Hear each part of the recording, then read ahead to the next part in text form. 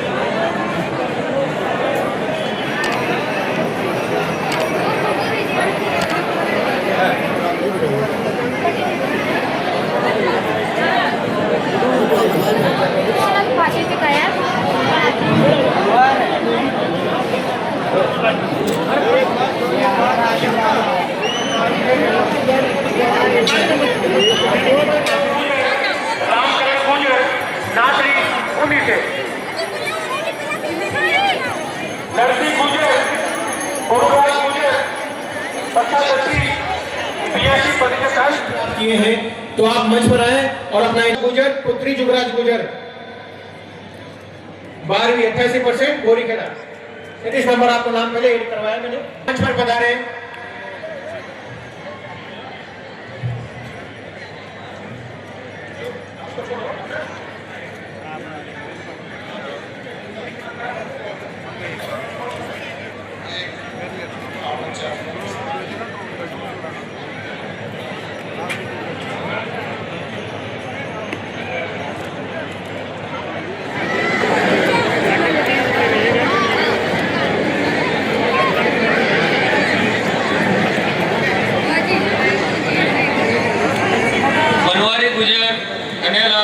जरखोदा नेणवा, महावीर गुजर, धनराज गुजर बोरदा,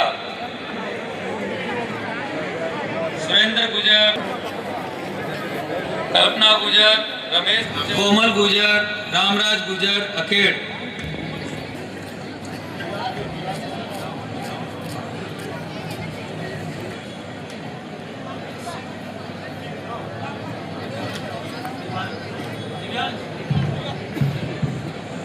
समाज के कुछ प्रतिभावान खिलाड़ी भी हैं।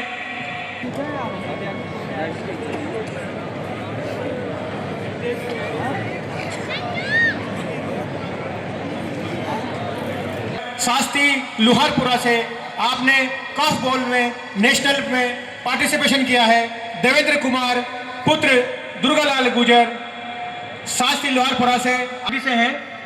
अविका गुजर पुत्री शिवराज गुजर,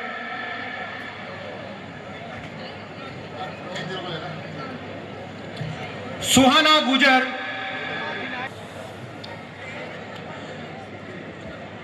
सरकारी कर्मचारियों में शोभा दगाल पुत्री रमेश दगाल शारीरिक शिक्षक लंका गेट बूंदी मंच पर पधारे।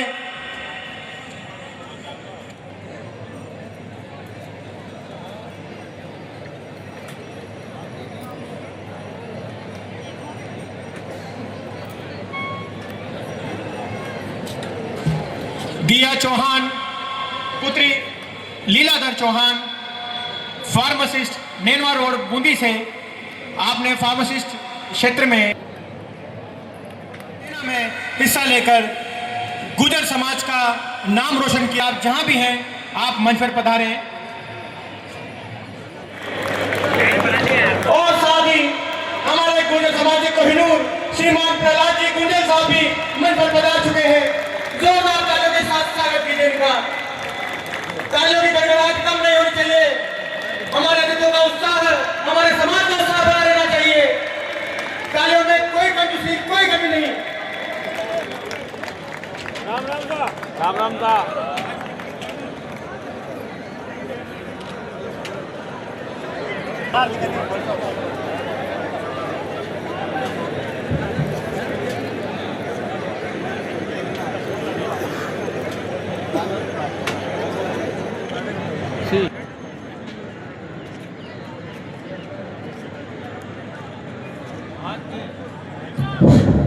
जय बोलो श्री देवनारायण भगवान की।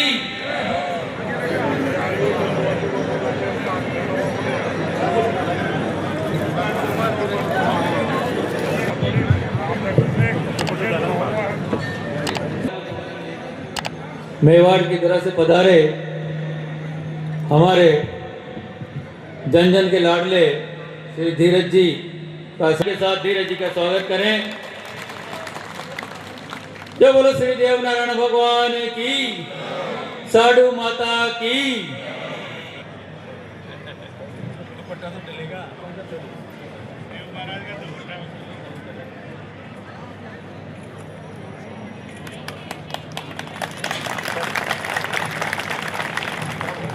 का स्वागत करने के लिए स्वागत हो चुका है। समिति के सभी सदस्य यहाँ मौजूद है। समय का अभाव है, प्रतिभाओं को भी इस बीच जो अखाड़ा प्रमुख है अगर वो यहाँ पर मौजूद है तो मंच पर आ जाएं।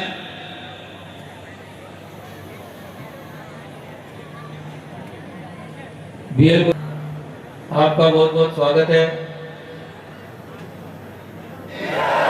माता मैंने साढ़ू माता की जय नहीं बोलोगे तो पाप लग जाएगा। आज के सामूहिक विवाह एवं प्रतिभावान सम्मान समारोह के इस कार्यक्रम में उपस्थित हमारे आदरणीय धीरज जी, आदरणीय प्रहलाद जी, भीलवाड़ा से आए हुए हमारे जिला प्रमुख शंकर जी और इस समिति के सारे पदाधिकारीगण, यहाँ पर विराजमान हमारे डॉक्टर गोविंद साहब और यहाँ उपस्थित सभी मंच पर बैठे हुए अतिथिगण और सभी विराजमान मेरे भाई और बहनों, सबसे पहले तो मैं आपको देवनारायण भगवान के जन्म की आज की बधाई देता हूँ, क्योंकि आज देवनारायण भगवान का जन्मदिन है। रात को 12 बजे भगवान के, इसलिए कल मई सता है और आज छठ है, तो इसलिए सबसे पहले तो आज का दिन भी भगवान का जन्म का है। 12 बजे जन्म हुआ है, इसलिए मैं आपको बहुत बहुत बधाई देता हूँ, शुभकामना देता हूँ।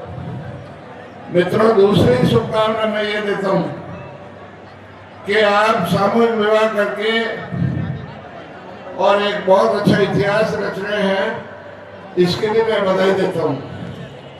और तीसरी एक बधाई और देता हूँ कि सामूहिक विवाह तो मैंने बहुत देखे, लेकिन वह लड़के लड़कियों से कुछ कंट्रीब्यूशन उनके परिवार से लेते हैं, जबकि आप निःशुल्क विवाह सम्मेलन कर रहे हैं, इसलिए भी आपको मैं बधाई देता हूँ। वैसे तो बूंदी का इतिहास रहा है, पहले से तो मैं नहीं जानता, लेकिन 1990 में मैं पहली बार मंत्री बना, मैं उसी के टाइम में बधाई देता हूँ। मित्रों, बूंदी का इतिहास सामूहिक विवाह का रहा। 1990 में भी जब केशवराय पाटिल से मांगीलाल जी मेघवाल एक एमएलए हुआ करते थे, मेरे को बुला लाए कि मंत्री जी मैं गुजर समाज के सामूहिक सम्मेलन में, चलो विवाह सम्मेलन में। मैं गया वहां पे और आपको तारीफ होगा कि जब मैंने जाके देखा तो मैं वहां से तुरंत भाग गया। और एक और कुछ कहा, तो भगवान ने देवनारायण ने भी कहा कि संगठित रहो। जब भगवान देवनारायण वापस आए मालवे से, तो उन्होंने राण के राजा से बदला लेने के लिए अपने चारों भाइयों को इकट्ठा किया और फिर आक्रमण किया।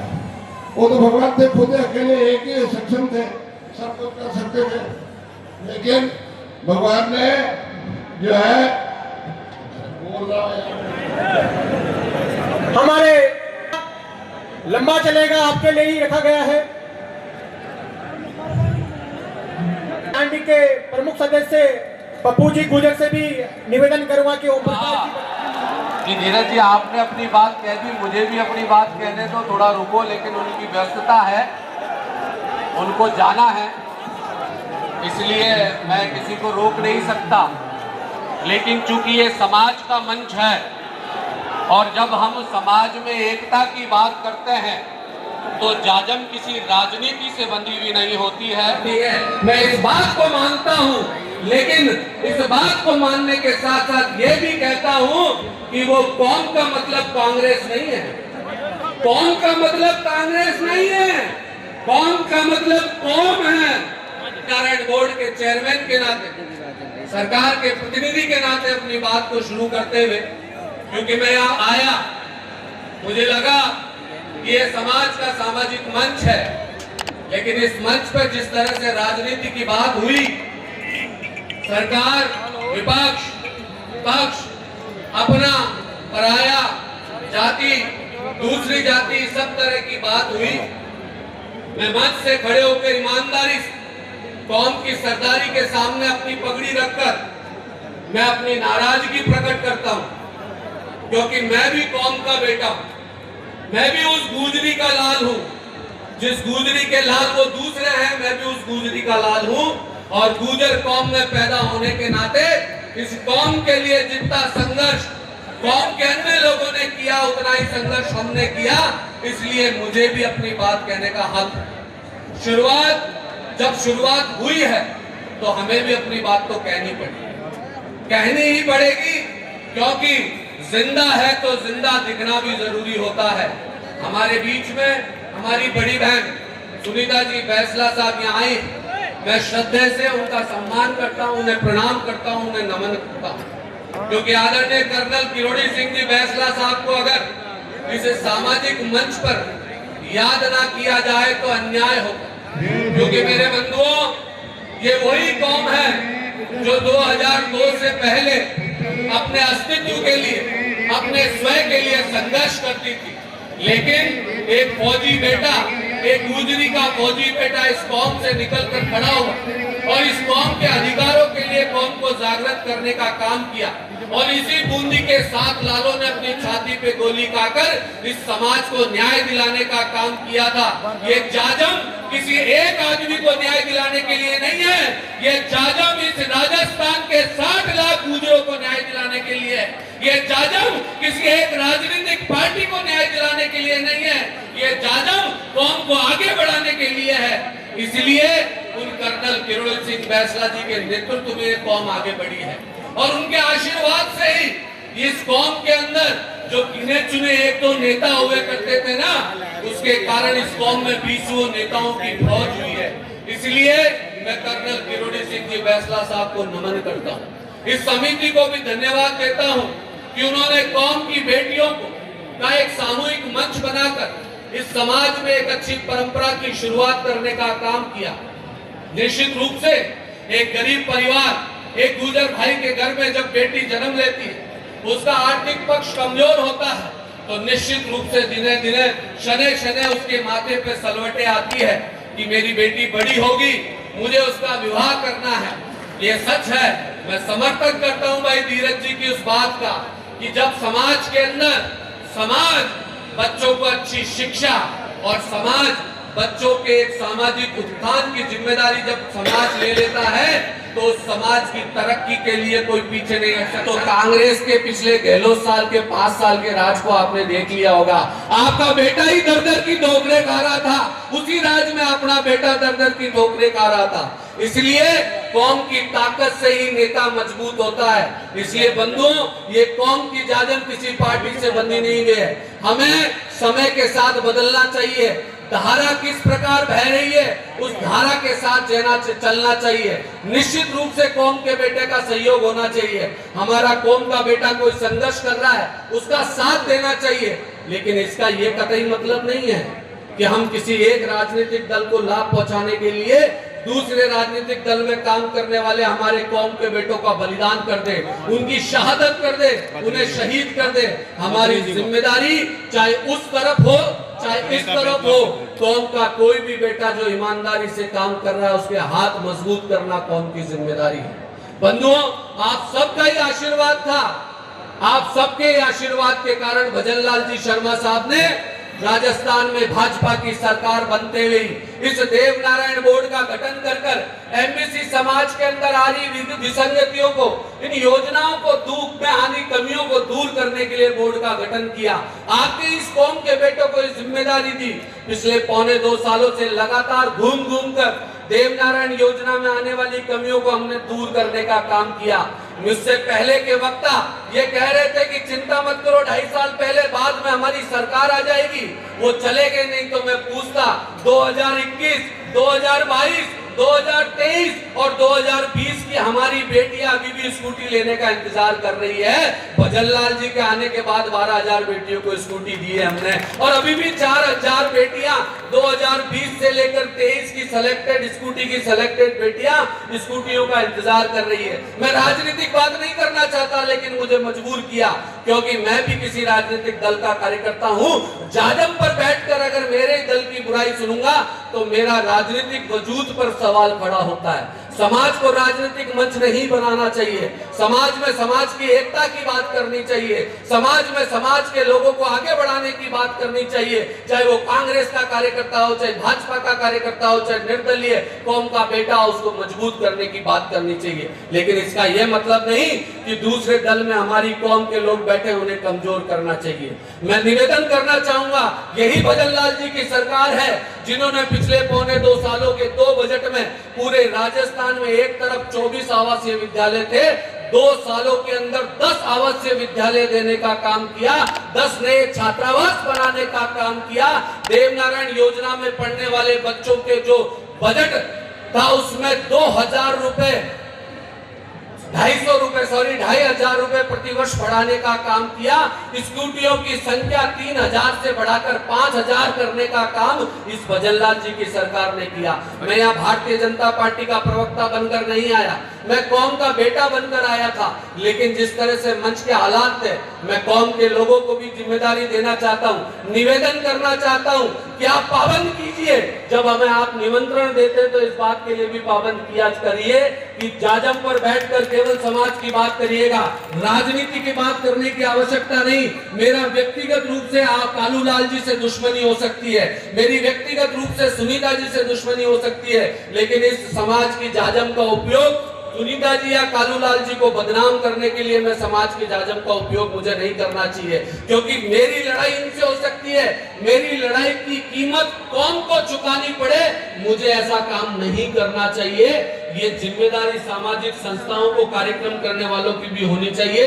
आगे आप भी समिति के लोग, इस प्रकार के कार्यक्रम करने वाले लोग इस प्रकार की जवाबदारी ले, मेरा आपसे निवेदन है। क्योंकि समाज का कार्यक्रम समाज को सामाजिक रूप से कैसे सुदृढ़ किया जाए, कैसे हम शैक्षणिक रूप से आगे बढ़े, कैसे हम राजनीतिक रूप से आगे बढ़े, इस बात का विचार मंथन करने का मंच होता है, ना कि किसी पार्टी को फायदा पहुंचाना और किसी पार्टी की बुराई करने का मंच नहीं होता है।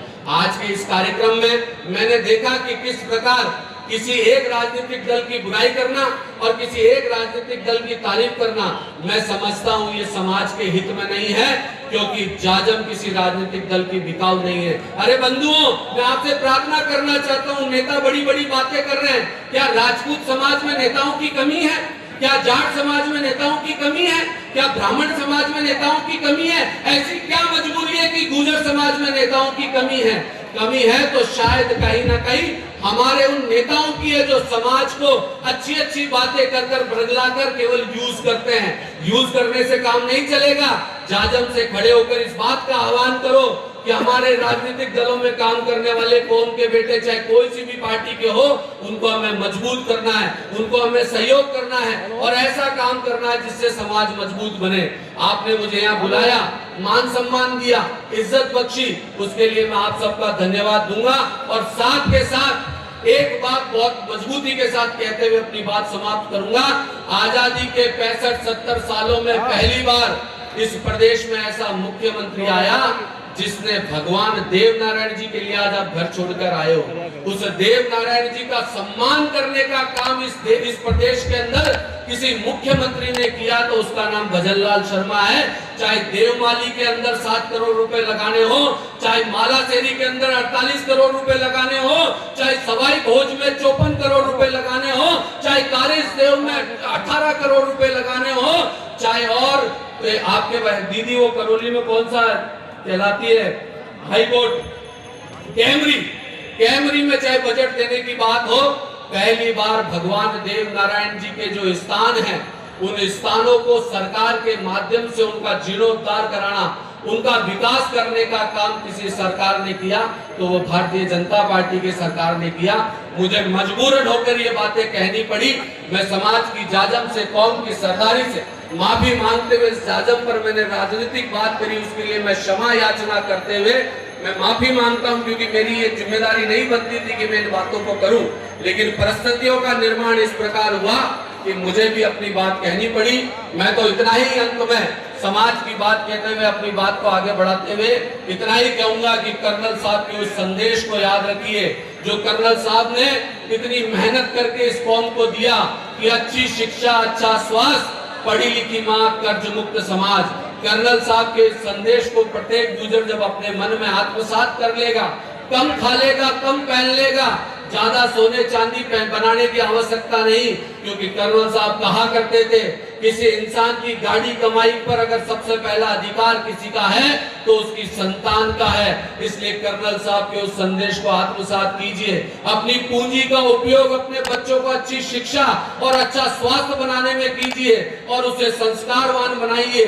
समाज की मर्यादाओं का, समाज के संस्कारों का एहसास कराइए, क्योंकि जब वो बच्चा संस्कार युक्त शिक्षा ग्रहण करेगा तो निश्चित रूप से जहां भी जाएगा, जहां भी खड़ा होगा, चाहे वो राजनीतिक क्षेत्र में जाए, चाहे वो सामाजिक क्षेत्र में जाए, चाहे वो सरकारी नौकरियों में जाए, वो समाज की मर्यादाओं और दर्द को समझते हुए आने वाले समय में हमारी कौम के लिए अपना योगदान दे सकेगा। मैं संरक्षक शोजी जी दयाल, रामस्वरूप जी, सत्यनारायण जी, ओम जी, मंचा सिंह, सभी अतिथियों का, कालूलाल जी, हमारे उप जिला प्रमुख जी, सभी का पुनः अभिनंदन करते हुए, स्वागत करते हुए मैंने अपनी बात कही।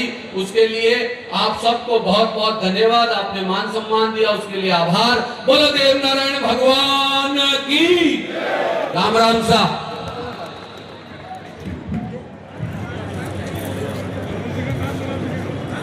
कार्यक्रम में पधारे हुए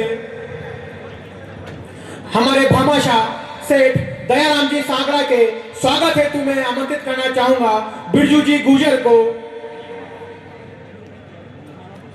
स्वागत की इस बेला में हमारे बीच मौजूद भाजपा के नेता, हमारे गुजर समाज की शान बद्री जी का स्वागत करने के लिए मैं आमंत्रित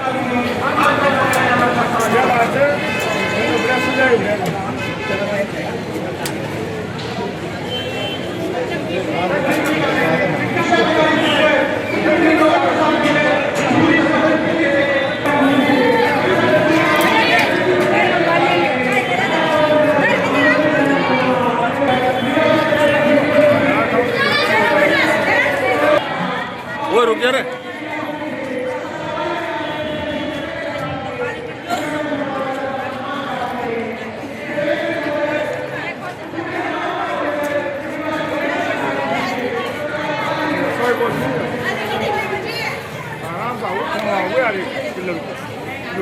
लाड़ी के पिताजी लाड़ी को पकड़ाएं।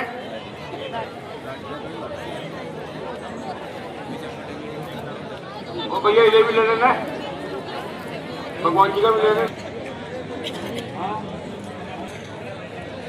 अब लाड़ी के पिताजी ने लच्चा हुई हो उसको यहीं छोड़ दे, आगे हम नया संबंध स्थापित करने जा रहे हैं। ओम गोल गोल गोल तोड़ लीजिए, हाथ धुला दीजिए, लाड़ी के पिताजी के लाड़ी के हाथ धुला दीजिए। अब जल दीजिए, गौदान का संकल्प है। जल में हाथ में जल, रोनी, चावल, पुष्प रख दीजिए। और देने की सामर्थ्य इसलिए नहीं है क्योंकि हरि ओम विष्णु विष्णु विष्णु कलियुगे जम्बूद्वीपे बलकंडे कोटा मंडलांचल भूति नामी नगरे श्री देव नारायण ईशान धामे माता नमस्तमासे। तो इसी तरह हमारे साथ बने रहने के लिए देखते रहिए दर्शन न्यूज, जो है आप सबका अपना विश्वास। व चैनल को लाइक, शेयर व सब्सक्राइब करना ना भूलें।